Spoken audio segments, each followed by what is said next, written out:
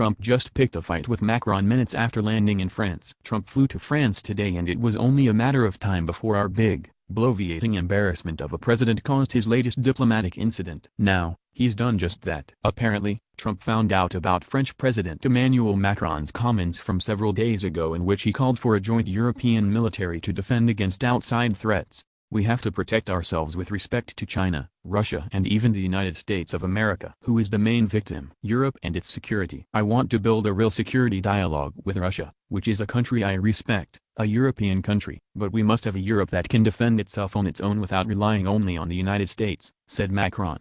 Trump, who has long been tinged about NATO spending and complained that EU countries aren't paying their fair share for defense, was for some reason upset by Macron's suggestion. He called it very insulting and then pivoted to once again whine about NATO paying its fair share. The contradiction is both obvious and laughable. In one breath Trump claims that he wants Europe to spend more on defense and in the next, he acts angry that Macron is suggesting that Europe unite to strengthen its collective military.